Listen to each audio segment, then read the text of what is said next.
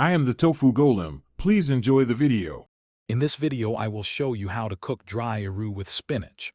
First, you'll need to soak your dry eru leaves. This crucial step rehydrates them and significantly reduces cooking time later. Place about 1 pound of dry eru in a large bowl and cover it generously with cold water. Let it soak overnight, or for a minimum of 12 hours, to ensure they become tender and ready for the next stages of preparation. This makes a big difference in the final texture.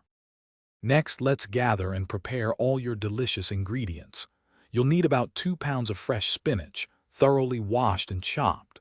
For protein, have 1 pound of smoked fish or beef ready. Finely chop 1 large onion and 2 cloves of garlic.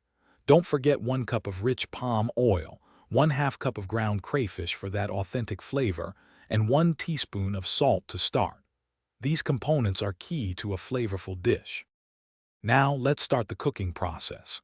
Begin by boiling your pre-soaked eru leaves along with your chosen smoked meat or fish.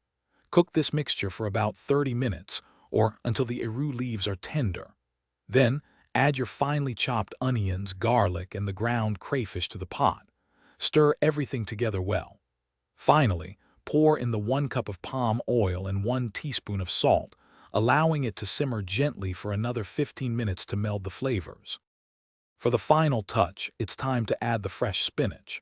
Incorporate the 2 pounds of chopped spinach into the simmering eru mixture, stirring gently until it wilts down, which usually takes about 5 minutes. Taste and adjust the seasoning as needed. You might want a little more salt or a pinch of pepper. Once the spinach is tender and vibrant, your delicious dry eru with spinach is ready to be served hot. It pairs wonderfully with garri, fufu, or pounded yam. Thanks for watching. Consider subscribing if we helped you today.